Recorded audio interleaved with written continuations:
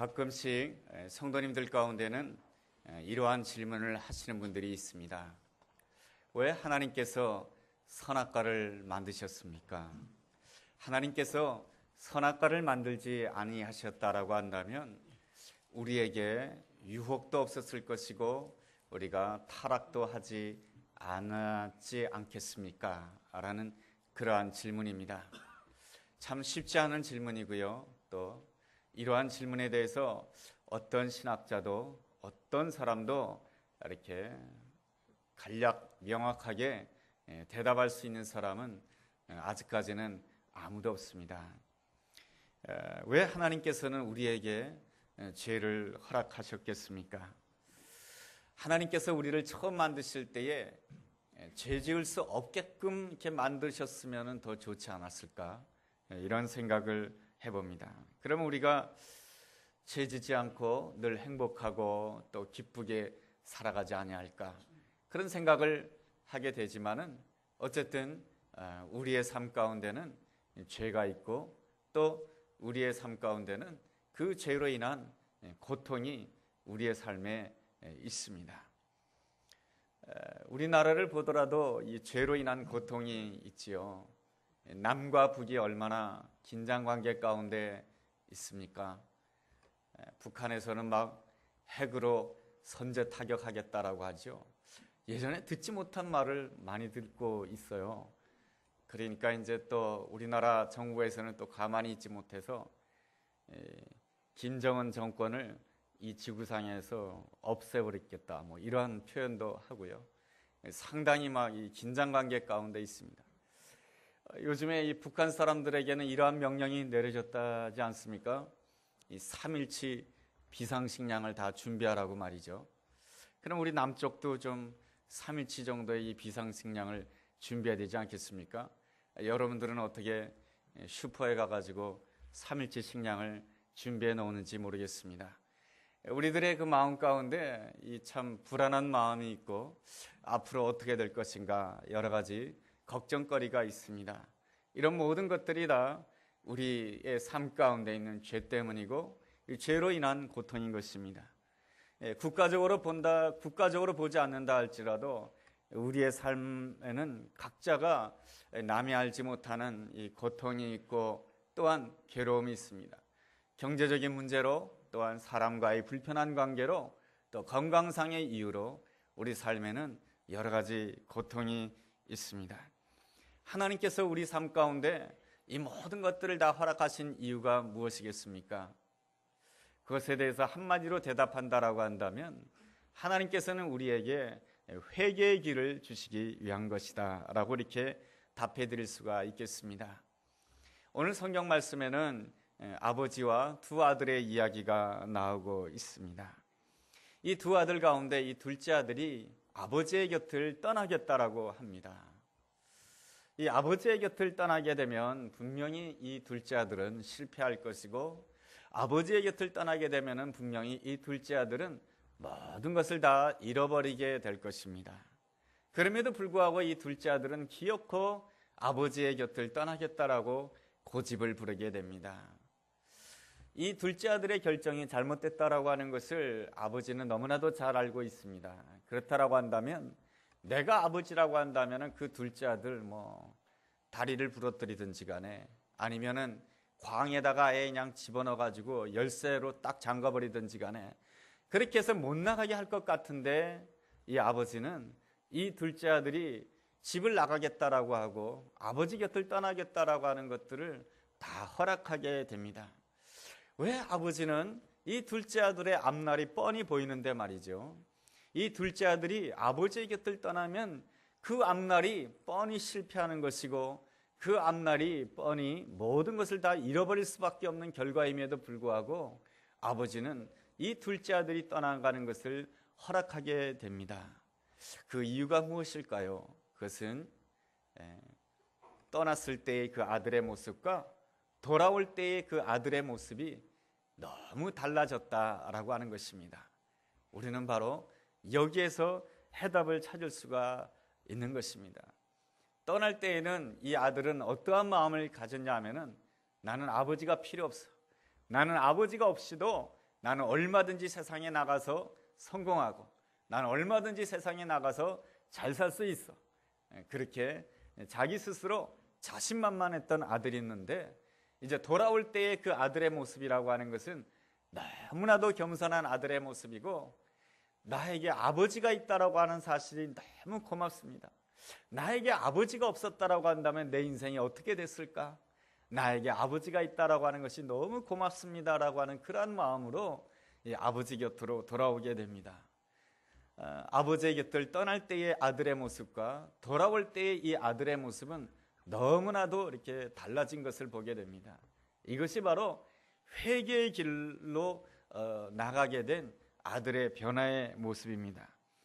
그러한 점에 있어서 이 회개의 길로 나간다라고 하는 것은 얼마나 중요한 것인지 모릅니다. 회개의 길은 이렇듯 우리 사람을 이렇게 완전히 이렇게 변화시키는 능력이 있습니다. 그렇다라고 한다면 회개의 길이라고 하는 것이 무엇이겠습니까? 첫째로 회개의 길이라고 하는 것은 참된 나를 발견하는 성숙의 길이다라고 이렇게 말씀드릴 수가 있겠습니다. 이 나를 발견한다라고 하는 것은 대단히 중요한 것입니다. 서양 철학에 있어서도 가장 중요한 모토가 무엇이냐면 너 자신을 알라라고 하는 것이죠. 이 자기 자신을 아는 것이 바로 성숙으로 나아가는 지름길이다라고 하는 것을 철학에서도 가르쳐주고 있습니다. 둘째 아들은 내가 누구인지를 알게 되는데 자기에 대해서 이렇게 표현을 하게 됩니다. 회개의 길에 들어섰을 때 자기에 대해서 이렇게 표현하게 되는데 18절 중반절에 보면 이런 말씀이 있습니다. 내가 하늘과 아버지께 죄를 지었사오니 지금부터는 아버지의 아들이라 일컬음을 감당하지 못하겠나이다. 나를 품꾼의 하나로 보소서. 이 둘째 아들은 자기를 어떻게 보겠냐면은 나는 하늘과 아버지 앞에 죄를 지은 사람입니다. 나는 이제부터 감히 아버지의 아들이라 일컬음을 받을 수 없는 존재입니다. 나라고 하는 존재는 어떠한 존재인가? 아버지 집에서 그저 품꾼의 하나로 쓰임받는다 할지라도 그저 감사할 것밖에 없는 그러한 존재가 바로 나라고 하는 존재입니다 하면서 이 둘째 아들은 자기 존재를 그렇게 알게 되고 자기 존재를 그렇게 깨닫게 됩니다. 사실은 이 둘째 아들이 처음부터 그렇게 생각한 아들이 아니었습니다. 이 둘째 아들은 아버지 집에 있을 때는 자기 자신이 대단한 존재로 생각했던 것이죠. 자기 자신을 대단한 존재로 생각했기 때문에 이 둘째 아들은 언제나 당당하였던 것입니다. 당당하게 자기 몫을 요구하는 사람이 이 둘째 아들의 모습이었습니다. 당당하게 자기 몫을 요구하는 그 아들의 모습이 누가복음 15장 12절에 기록되어 있습니다. 그 둘째가 아버지에게 말하되 아버지여 재산 중에서 내게 돌아올 분깃을 내게 주소서 하면서 당당하게 변하고 당당하게 자기의 몫을 요구하고 있습니다. 자기의 몫을 요구했던 이 아들이 18절과 19절 말씀에는 자기의 몫을 요구하는 것이 아니고 나는 죄인입니다. 내가 그저 아버지 집에서 품꾼의 하나가 된다라고 한다면 너무나도 감사할 따름입니다 하면서 겸손한 모습 또한 자기 자신의 모습에 대해서 이렇게 직면하는 이러한 아름다운 모습을 보여주고 있습니다. 이렇게 변할 수 있는 이유가 무엇입니까? 이 탕자가 이 둘째 아들이 공부를 많이 했기 때문에 그렇게 변화가 된 것입니까? 그렇지 않은 것입니다.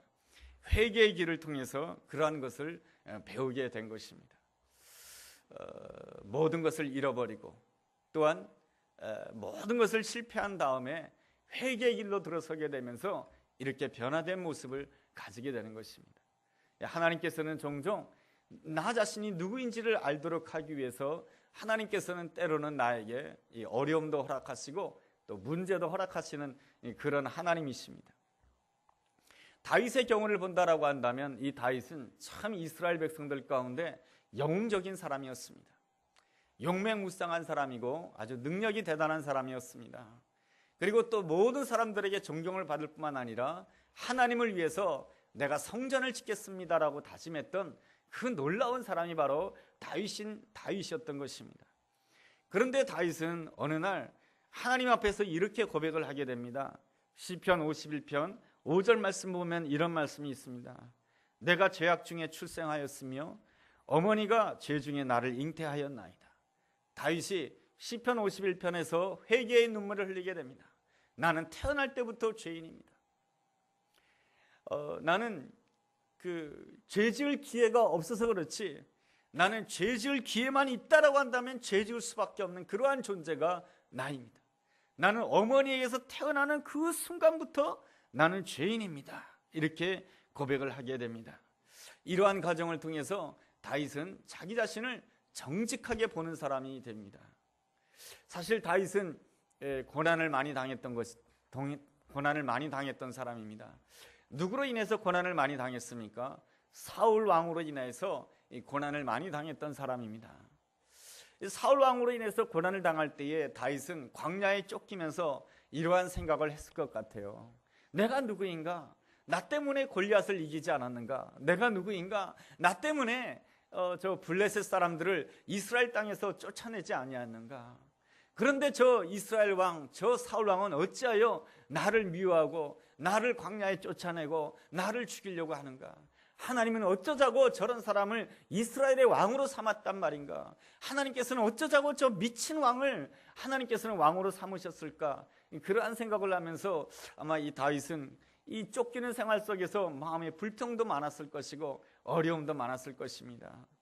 그런데 말이죠, 이 다윗이 오늘날에 와서 이 시편 51편에서는 뭐라고 고백하냐 하면은 내가 바로 죄악 중에 출생한 자이며 나는 처음부터 죄인이었다라고 고백을 하고 있습니다. 그것은 바로 이 다윗이 자기에게 가장 가까운 사람에게 눈물을 흘리게 한 사람이고, 다윗은 자기랑 가장 가까운 사람에게 고통을 주었던 그런 사람이기 때문에 그렇습니다. 다윗은 절대 그럴 사람이 아니라고 생각했습니다. 사울 왕이 이 가까웠던 이 다윗에게 얼마나 고통을 주었습니까?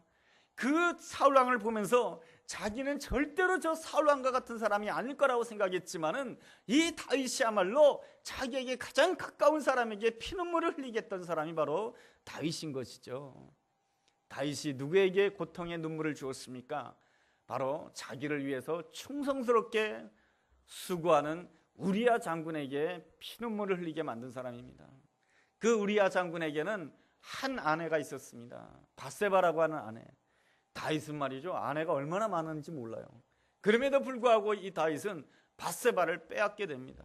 이 밧세바를 빼앗긴 이 사실을 남들에게 알려질까 봐 그 죄를 은폐하기 위하여서 우리야 장군을 전쟁터에서 죽이게 만듭니다. 가장 가까운 사람에게 고통을 준 것이죠. 이러한 자기 자신의 모습을 보면서 이 다윗은 하나님 앞에 회개의 눈물을 흘리면서 하나님, 나는 태어날 때부터 죄인입니다. 나는 정말로 모든 것이 다 죄덩어리입니다 라고 하면서 하나님 앞에 고백하고 있습니다. 여러분, 우리가 여기서 알 수 있는 것은 사울왕과 이 다윗의 차이점이 무엇입니까? 사울왕 역시 못난 사람이고 다윗왕 역시 못난 사람이지만은 사울왕은 회개의 길로 들어서지 못한 반면에 이 다윗은 회개의 길로 들어섰다라고 하는 것입니다. 회개의 길로 들어서게 되었을 때에 이 다윗은 내가 누구인지를 알게 되고, 내가 누구인지를 알게 되었을 때 성숙한 하나님의 사람이 될 수가 있었던 것입니다. 여러분, 성숙하다라고 하는 것은 무엇입니까? 내가 내 자신과 건강한 관계를 가지는 사람이 성숙한 사람입니다. 나와 건강한 관계를 가진 사람이 다른 사람들과도 건강한 관계를 가질 수 있는 사람인 것이죠.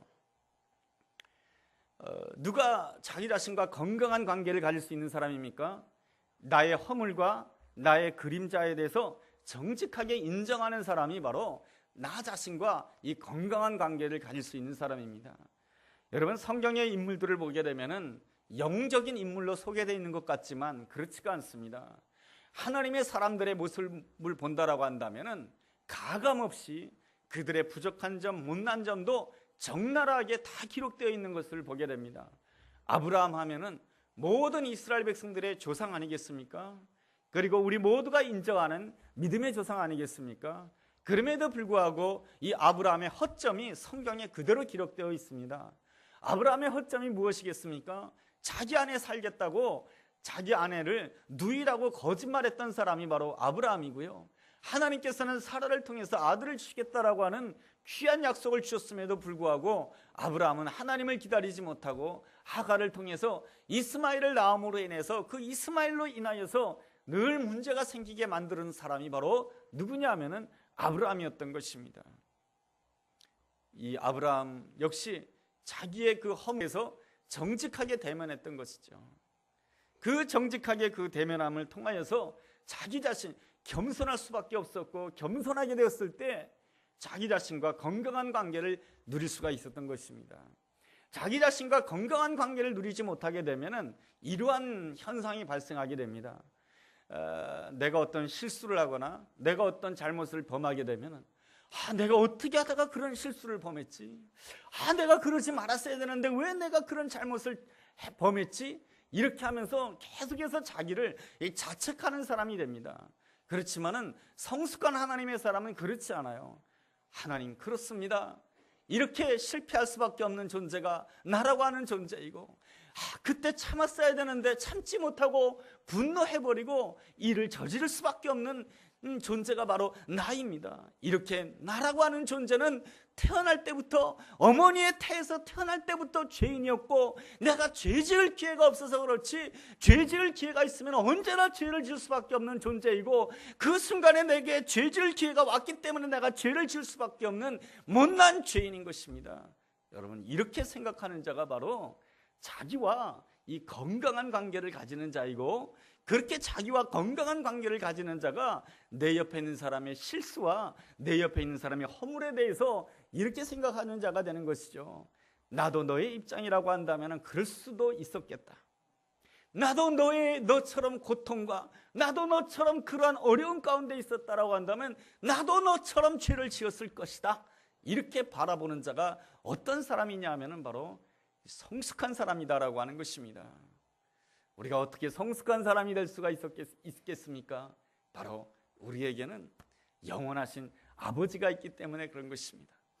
아버지께서 우리의 허물을 덮어주시고 아버지께서 우리의 모든 문제를 해결해 주시기 때문에 그 아버지 때문에 내가 그 아버지 앞에서 내 허물과 문제에 대해서 정직할 수가 있는 것이고, 내 문제에 대해서 정직할 수 있게 내 옆에 있는 사람에 대해서 배려해 줄 수가 있는 것이고, 내 옆에 있는 사람에 대해서 그 문제점에 대해서 충고하기보다는 그 옆에 있는 사람의 문제점에 대해서 같이 마음 아파하면서 그를 위해서 중보해 줄 수가 있는 것입니다.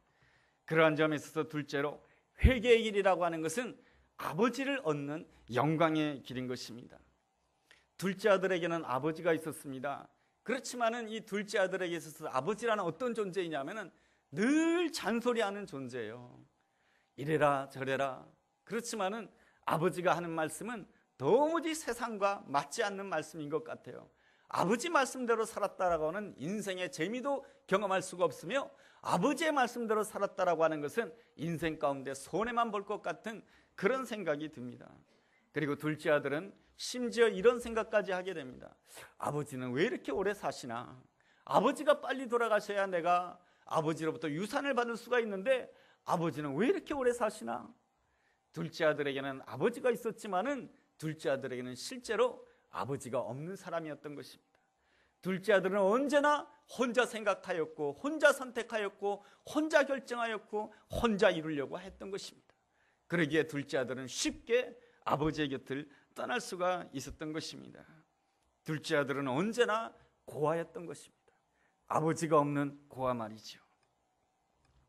그러다가 어느 날 예기치 않은 날에 이 둘째 아들은 아버지를 발견하게 됩니다.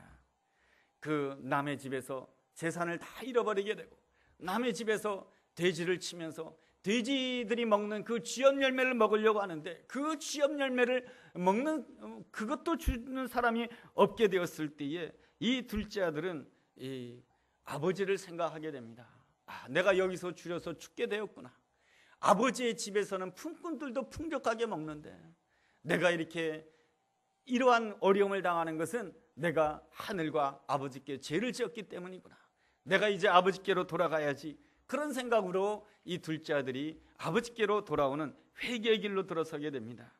회개의 길로 들어서게 되었을 때 아버지를 만나게 되죠. 아버지를 만나게 되었을 때 아버지의 모습이 어떠한 모습입니까? 20절에 이러한 말씀이 있습니다. 이에 일어나서 아버지께로 돌아가니라. 아직도 거리가 먼데 아버지가 그를 보고 측은히 여겨 달려가 목을 안고 입을 맞추었다라고 하는 말씀이 있습니다. 아들이 돌아가려고 할 때에 아버지가 먼저 아들을 보게 됩니다. 그리고 아버지가 달려가게 됩니다. 아들을 보고 너무나도 반가워서 말이죠. 그리고 아버지는 그 아들에게 너 왜 이렇게 했느냐, 왜 이렇게 사느냐, 그런 말 한마디도 묻지 않고 그 아들을 안아주고 그 아들에게 입 맞추게 됩니다. 그때에 둘째 아들은 아버지를 알게 됩니다.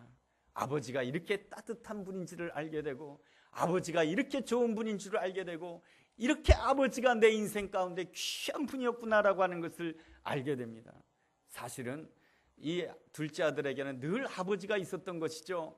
그런데 둘째 아들이 아버지를 몰랐던 이유가 무엇입니까? 교만했기 때문입니다.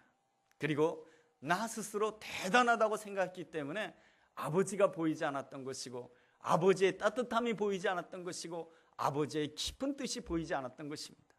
그런데 이제는 모든 것을 다 잃어버리고 나서야 비로소 이 아들은 아버지를 찾게 되는 것입니다. 여러분, 아버지는 왜 이 둘째 아들로 하여금 떠나게 했을까요? 이 둘째 아들이 아버지 곁을 떠나면 분명히 실패할 것이고, 모든 것을 다 잃어버릴 것이고, 형편없는 존재가 될 것이다라고 하는 것을 알았음에도 불구하고 아버지는 이 둘째 아들이 떠나가는 것을 허락하게 됩니다. 왜 그랬을까요? 그것은 바로 아버지께서는 아버지를 선물로 주기를 원했던 것입니다. 내가 바로 너의 아버지야. 내가 늘 너와 함께하는 아버지야. 아버지를 선물로 주고 싶어서 이 아들로 하여금 본인이 원하는 대로 떠나도록 허락했던 것입니다. 존 누턴이라고 하는 사람이 있습니다. 어린 시절부터 신앙의 어머니 밑에서 성장하였습니다. 어머니가 기도하고 어머니가 찬송하는 그러한 소리를 들으면서 성장했는데, 그만 7살 때에 어머니가 세상을 떠나게 됩니다. 어머니가 세상을 떠나자마자 아버지가 재혼을 하게 됩니다. 아버지가 재혼을 하게 되자 이 존 누턴의 마음은 너무나도 허전하였습니다. 어머니도 없고 아버지도 없는 그러한 고아와 같았습니다. 이 허전한 마음을 어떻게 채울까 해서 열심히 돈을 벌었습니다. 내가 어떻게 하면 돈을 벌까, 어떻게 하면 성공할까 하다가 보니까 이 존 누턴은 어떤 일을 하게 되었냐 하면은 노예선의 선장이 되었습니다. 노예선의 선장이라고 하는 것은 아프리카에서 흑인을 잡아다가 유럽에다가 파는 일이었습니다. 너무 못된 일이죠. 존 누턴도 그 일을 하면서 이건 아닌데, 사람으로서 이거는 하면 안 되는데 이렇게 생각하면서도 계속했어요. 왜냐하면 수입이 많으니까, 한꺼번에 많은 돈을 벌 수 있으니까 계속해서 그 일을 하게 됩니다. 그러다가 어느 날 노예선이 풍랑을 만나게 됩니다. 그리고 노예선이 파선을 하게 되는 것이죠. 그러면서 자기와 함께 일했던 사람들이 옆에서 하나씩 둘씩 죽어가게 됩니다. 이제 자기도 이제 곧 죽을 것 같습니다. 이제 배는 그 바닷속에 빠질 것 같고요. 이제 곧 죽게 되었습니다. 그랬을 때에 어린 시절에 어머님이 생각이 납니다. 어머님이 자기를 붙들고 하나님께 기도하는 모습, 어머니께서 자기를 붙들고 하나님 앞에 찬송하고, 어머니가 자기를 붙들고 성경 읽는 그 어머니의 모습을 생각하면서 어머니의 하나님께 기도하게 됩니다. 하나님, 오늘 나를 살려주신다라고 한다면 이제는 정가는 내가 다른 삶을 살겠습니다 하면서 회개의 길로 나가게 됩니다. 그랬을 때 하나님께서는 그 존 누턴의 생명을 건져주시고, 존 누턴은 이전과는 다른 삶, 목회자가 되어서 일생 동안 하나님께 영광 돌리며 아름다운 삶을 살았다는 그러한 이야기입니다. 이 존 누턴은 모든 것을 잃어버릴 수 있는 그 기회에 회개의 길로 들어섬으로 인해서 누구를 얻는 자가 되었습니까? 아버지를 얻는 자가 되었던 것이죠. 그는 아버지 없이 살았던 것이죠. 어떻게든지 그 아버지 없는 그 빈 마음을 내 힘으로 채워보겠다고 열심히 살았던 그 인물이 그 파선의 위기 가운데 아버지를 얻는 자가 되었고, 하나님을 얻는 자가 되었고, 하나님께 영광 돌리는 그러한 자가 되었습니다. 이것이 바로 회개의 길이 주어지는, 회개의 길로 인해서 주어지는 아름다운 축복인 줄로 믿습니다. 그런데 이 회개의 길을 모르는 사람이 있습니다. 바로 오늘 본문에 나와 있는 큰아들이라고 하는 존재입니다. 이 큰아들이 보여주는 오늘 본문의 모습이라고 하는 것은 28절에 이렇게 기록되어 있습니다. 그가 노하여 들어가고자 하지 아니하거늘 아버지가 나와서 권한대. 아버지가 큰아들의 손을 붙잡는데 아들이 뿌리칩니다. 그러면서 분노하고 있습니다. 왜 분노하고 있는 것입니까? 그것은 바로 이 큰아들의 마음 가운데 자기 의가 컸던 것이에요. 나는 이렇게 아버지 집에서 아버지를 위해서 이렇게 수고를 하고 있는데 아버지는 왜 나를 몰라주냐 이겁니다. 이 큰아들은 자기 의가 강했기 때문에 이 큰아들은 그 아버지의 마음을 헤아릴 수가 없었던 것입니다. 아버지의 몸으로는 아버지 옆에 있었지만은 한 번도 아버지의 마음이 어떨 것이다라고 하는 것을 헤아리지 않았기 때문에 이 큰아들도 어떤 사람이냐면은 아버지가 없는 아들이었던 것입니다. 아버지가 없는 아들의 모습 속에서 나타나는 모습이라고 하는 것은 분노요 피해의식인 것입니다. 여러분 29절과 30절에 그의 마음이 잘 표현이 되어 있습니다. 29절과 30절을 제가 읽어보면 이렇습니다. 아버지께 대답하여 이르되 내가 여러 해 아버지를 섬겨 명을 어김이 없거늘 내게는 염소석기라도 주어 나와 내 벗으로 즐기게 하신 일이 없더니 아버지의 살림을 창녀들과 함께 삼켜버린 이 아들이 돌아오매 이를 위하여는 살찐 송아지를 잡으셨나이다. 나는 이때까지 아버지 곁을 떠난 적이 없거늘 나를 위하여서는 염소새끼 한 마리도 잡지 않더니 이 못난 동생이 돌아왔을 때는 어찌하여 송아지를 잡느냐 이겁니다. 그 마음 가운데는 아버지의 마음을 헤아리는 마음이었기에 아버지가 없는 아들이었던 것입니다. 아버지가 없는 아들이었기에 그 아들은 그 마음 가운데 무엇을 가질 수밖에 없었냐면 그 마음 가운데 나만 손해보았다라고 하는 피해의식과 나만 손해보았다라고 하는 그 피해의식으로 인한 분노가 그 마음 가운데 자리를 잡을 수가 없었던 것입니다. 큰아들이 보기에 아버지는 너무 불공평한 사람이에요. 아버지는 너무 불공평한 사람이고 이 큰아들이 보기에 이 둘째 아들은 정말로 형편없는 아들이에요. 이 아들은 집에서 쫓겨나야 되는 아들이에요. 그 마음 가운데는 아버지의 마음이 없는 거예요. 큰아들도 아버지가 없는 아들이었고 둘째 아들도 아버지가 없는 아들이었습니다. 그런데 말이죠, 둘째 아들은 회개의 길로 나가게 됩니다. 아버지 앞으로 돌아오게 됩니다. 그래서 아버지를 얻는 인생이 됩니다. 아버지를 얻는다라고 하는 것은 무엇입니까?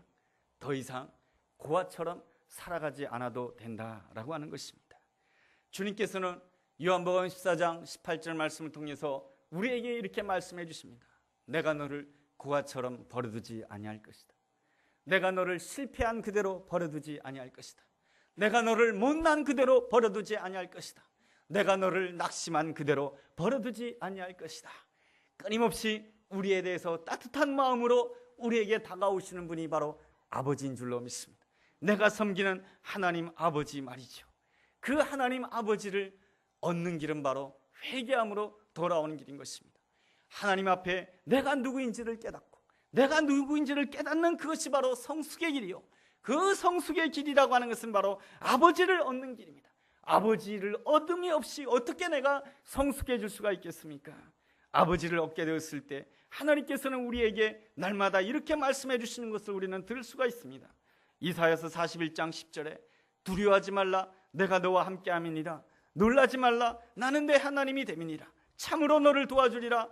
보라 내게 노하던 자들이 수치와 욕을 당할 것이며 너와 다투던 자들이 아무것도 아닌 것처럼 될 것이다. 이것이 바로 아들에게 주어지는 아버지의 약속인 줄로 믿습니다. 회개의 길이라고 하는 것은 바로 아버지가 없는 아들이 아버지가 있는 아들로 변화가 되는 것입니다. 이 놀라운 은혜가 무엇으로 인해서 주어졌습니까? 예수님의 십자가로 인해서 주어진 것입니다. 예수님께서 왜 우리를 위하여서 십자가를 주신 것입니까?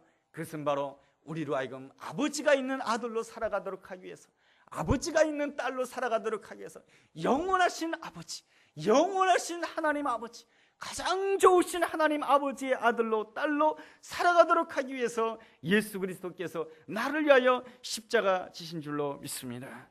그러므로 오늘 나의 삶 가운데 아픔이 있고 눈물이 있고 어려움이 있다 할지라도, 왜 나에게는 어려움이 있는 것입니까? 왜 다른 사람들은 다 편안하게 사는데 왜 나에게는 이러한 연단이 있는 것입니까? 하나님께서는 왜 나에게 이러한 문제를 허락하시는 것입니까? 그것 때문에 안타까워할 수 있지만 우리는 조금 더 눈을 들어서 하나님을 바라본다라고 한다면 이 순간에도 나를 놓치지 아니하시고 나를 바라보시는 그 아버지의 마음을 읽을 수 있다라고 한다면 오늘 이 순간에 회개의 길로 들어설 수가 있으며, 회개의 길로 들어설 때에 우리는 진실로 내 자신을 보는 자가 되는 것입니다. 주님의 십자가 앞에서 내가 죄인입니다. 내가 어떻게 하나님 앞에서 하나님의 아들이라고 당당할 수가 있겠으며, 내가 어떻게 하나님 앞에서 나의 자격을 당당하게 아릴 수가 있겠습니까? 나는 그저 하나님 아버지 집에서 내가 품꾼의 하나로 사용된다라고 한다면 너무나도 기쁠 것이며 감사할 것입니다. 나에게 아버지가 있다라고 하는 사실이 너무나도 감사합니다라고 고백할 수 있다라고 한다면 우리는 나 자신에 대해서도 건강한 사람이 되고요, 내 옆에 있는 사람과도 성숙한 관계를 일 수가 있고, 그러한 사람이 바로 아버지가 있는 아들이며 아버지가 있는 딸인 줄로 믿습니다. 오늘도 그리스도의 십자가를 바라보면서 나를 낮추고 겸손의 길로 회개의 길을 걷는다라고 한다면 아버지를 얻음으로 인하여서, 아버지를 얻음으로 인해서 아버지께서 날마다 내가 너를 고아와 같이 버려두지 아니할 것이다, 이러한 아름다운 음성 가운데 날마다 승리하는 우리 모두가 되기를 주의 이름으로 축원합니다. 기도하겠습니다.